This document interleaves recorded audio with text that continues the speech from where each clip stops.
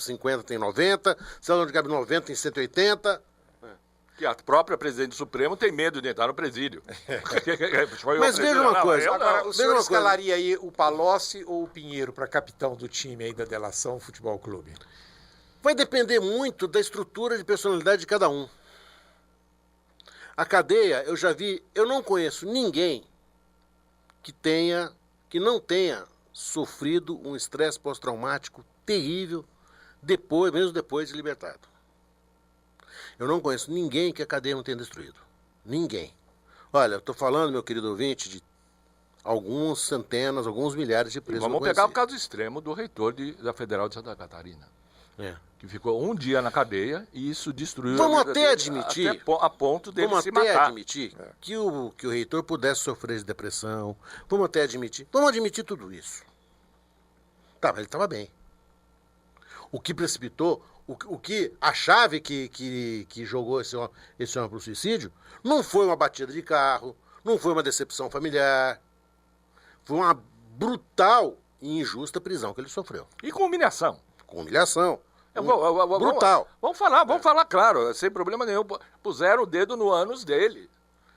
Fizeram todo tipo de revista, mais abjeta possível. Se você perguntar se enfiaram o dedo no ânus, isso não vai... A resposta que você vai obter não vai ser negativa, não. O que nós fizemos foi um exame de rotina para ver se o preso não está entrando com droga ou arma no presídio.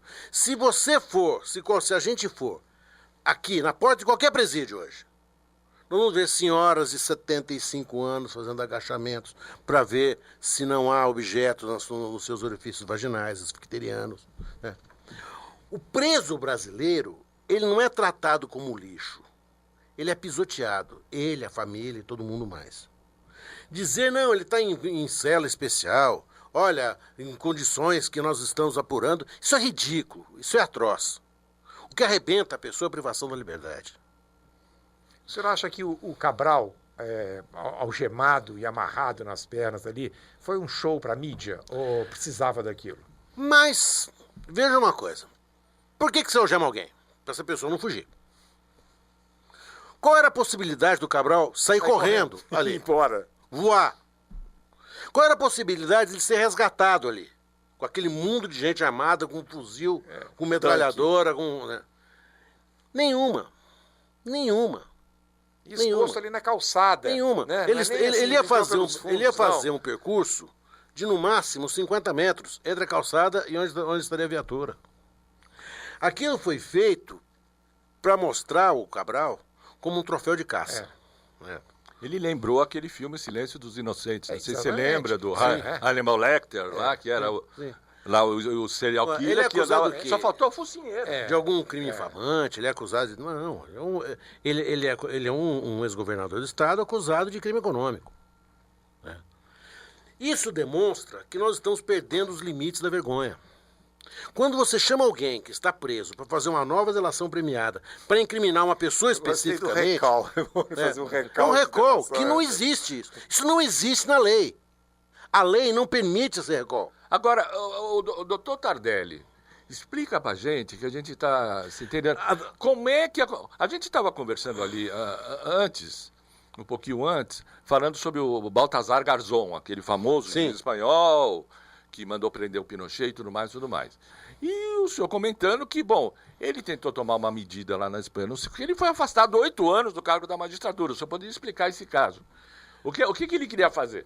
Olha, Baltazar Garzón, para o nosso ouvinte que nunca ouviu esse nome, primeiro ele não era garçom, o nome dele é Garzón. Garzón, Garzón, né? Garzón. Era um juiz espanhol que na Espanha foi considerado pouco além do que era hoje o juiz lá do Paraná, certo? Eu me recuso a falar o nome de Sua Excelência, certo? Porque todo mundo está falando o nome de Sua Excelência, né? Então nós não precisamos citá-lo para saber quem, certo? Eu sinceramente nem lembro o nome dele, mas tudo bem. E ele prendeu o ditador Pinochet, do Chile, certo? Ele foi considerado o maior defensor dos direitos humanos do mundo. Prendeu em Londres, né? Prendeu em Londres. Um belo dia, ele comete um deslize. ele faz muito menos do que fez o juiz Sérgio Moro na questão da divulgação da conversa de Lula com Dilma. Ele é afastado por 8 anos.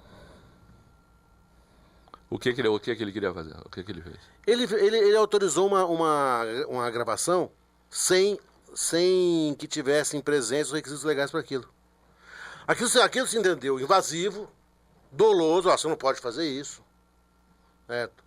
Ele foi afastado, claro que ele teve direito de defesa, claro que ele se defendeu, mas ele foi afastado 8 anos. 8 anos? 8 anos. Ele está voltando agora. E volta, quem era general, está voltando como soldado. Volta mansinho. Certo?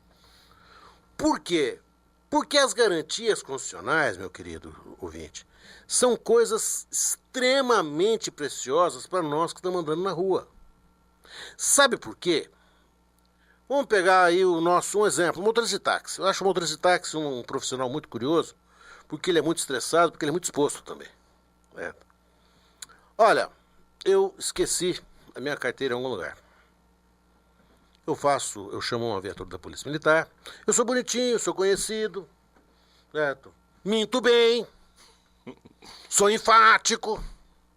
Aquele motorista ali me roubou. Sabe por que ele me roubou? Ele quis cobrar mais pela corrida, nós discutimos, ele tirou um revólver, mostrou o revólver na minha cara e roubou minha carteira. Isso pode ser o suficiente para o senhor ficar preso 5 anos. Sabe por quê? Porque vai chegar o juiz, vai chegar o promotor, que não vai acreditar em absolutamente nada do que o senhor disser, e todas as suas tentativas de defesa vão ser vistas como formas conspiratórias de enfraquecer a acusação e assim aumentar o estado de impunidade no Brasil. Um dado muito grave desse processo da Lava Jato é que esse processo em si acabou se tornando referência para centenas, milhares de magistrados, promotores, procuradores no Brasil. Cada um começou a fazer a sua ilegalidade pessoal. Cada um começou a fazer a sua história, a sua aventura pessoal.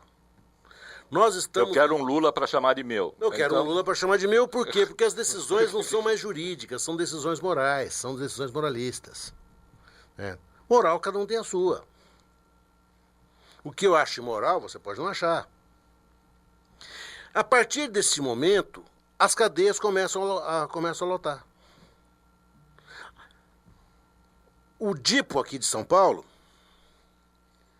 que é o Departamento de Inquéritos Policiais, que recebem todos os presos em flagrante da cidade, tem mantido, segundo dados divulgados pela jornalista Sônia Raci, cerca de 90% das pessoas que lá são apresentadas presas. Por pequenos furtos, por pequenos tráficos. Coisas banais, assim. Coisas banais. Porque todos agora estão incorporando a figura do Homem-Aranha, do Batman, do Super-Homem, né, do super-herói, que vai combater o mal da sociedade sozinho. Do Batmasterson, que é da nossa época. Isso é muito deletério para todo mundo. Mais uma coisa a gente tem que pensar, que é o seguinte. Se não havia prova de que ele havia recebido o apartamento, se não um e-mail, se não a chave, se nada está contra ele, como é que alguém pode dizer que aquilo foi para ele? Olha, você vai dizer o seguinte, eu ganhei um carro de propina. Você tem a chave do carro? Não. Alguém me viu perto do carro? Não. Eu dirigi aquele carro? Não. Alguém viu aquele carro na minha garagem? Não. Então esse carro é meu. Parece um Zé preso. Fala assim, olha, me disseram que para eu sair eu tenho que falar que o carro é teu, velho. O carro é teu. Eu quero sair da cadeia. Porque a lógica de quem está preso é sair. E é uma lógica que eu respeito absolutamente, porque eu sei o que é a privação de liberdade. Eu não julgo quem está preso. Eu não julgo o Palocci, eu não julgo nenhum desse pessoal, porque a prisão faz com que as pessoas se animalizem. Estar preso não significa você estar sentado numa biblioteca. Estar preso, confinado num espaço durante 20 horas do dia. Depois da morte, a pior punição é a privação da liberdade. Certo. Nesse caso, com essas provas, não poderíamos jamais imaginar. Mais uma coisa. Como que a gente pode entender? Culpado, olha, ele é culpado, se tudo que nos indicou foi que ele foi, na verdade, acusado e processado por um bloco absolutamente monolítico. Se a gente perguntar para qualquer um da população, separa, pega uma faca, alguma coisa, separa para mim o juiz dos acusadores nesse processo do Lula. A gente conseguiria fazer isso? Tanto é verdade, o absurdo aí, Ricardo, ele se torna gigantesco nesse sentido. Quando o Lula foi ser interrogado, o Brasil inteiro, todos os meios de comunicação, todos sem exceção, trataram aquele momento como um duelo entre o juiz e o réu. Capa da Veja, inclusive. Isso não existe. Moro versus Lula. O réu não duela com o juiz. Ele duela com... Ele duela com o acusador. É, o advogado contra promotor, e não... O réu não duela com o juiz. Se o réu tiver que duelar com o juiz, não é um juiz que ali está sentado. É outra coisa. Ele. Eu vou lá ser ouvido pelo juiz. Ouvido. Não vou jamais para um duelo, para um enfrentamento com ele. Se esse enfrentamento existir, é porque o meu obstáculo, o meu zagueiro, não é o acusador, é o julgador. E o que a gente viu ali foi um duelo mesmo. Foi um duelo. Assim, um acusava o outro, o senhor tem o documento, o senhor tem o recibo, o senhor não tem. Não, foi um duelo. Era um duelo. Esse duelo já seria o bastante para que em qualquer julgamento dos tantos que eu participei, eu devo ter participado de alguns milhares, as pessoas dissessem, esse juiz não serve. Não que ele não sirva para ser juiz, é outra coisa. Ele não pode ser juiz. Ele não pode ser juiz nesse caso. Desse caso Por quê? específico. Porque ele perdeu aquilo que a gente chama de isenção. A partir do momento em que ele vai assistir a um filme que é feito em que ele é a estrela do filme, de um caso que está em andamento. Suponha, por exemplo, que amanhã os desembargadores lá do Rio Grande do Sul absolvam o Lula. Qual a expectativa do senhor? O que vai fazer com esse filme? Não sei, no Now ele vai ser vendido a R$1,99. Como é que pode alguém escrever filme de um processo que nem havia se resolvido em primeira instância? O senhor acha possível amanhã ter uma decisão? Evidentemente é tudo uma especulação e eu não sei se isso, eticamente, o senhor poderia... Ontem o Frei Beto, inclusive, aqui disse que acha que vai ser... o Frei Beto ontem esteve aqui e falou que ele... Não, eu acho que vão pedir vistas e o julgamento vai ser adiado. Agora, conhecendo a história do TRF4, o senhor deve conhecer mais ou menos os 3 juízes que estão envolvidos amanhã nessa... Porque o que existe mais ou menos, e é quase que consensual, é de que amanhã é o dia da execução do Lula. Olha, havia uma peça dos anos 70 que se chamava, foi feita, eu me lembro de tê-la assistido com Paulo Gracindo e a Clara Nunes. Chamava Brasileiro, Profissão Esperança. A esperança é que prevaleça o império da lei. Que os desembargadores lá do Rio Grande do Sul, do TRF4, tenham a noção de que eles estão fazendo história. Essa é a esperança. Eles podem fazer isto. Se eles seguirem o que a própria jurisprudência daquela turma tem seguido, a decisão do Lula é absolutória.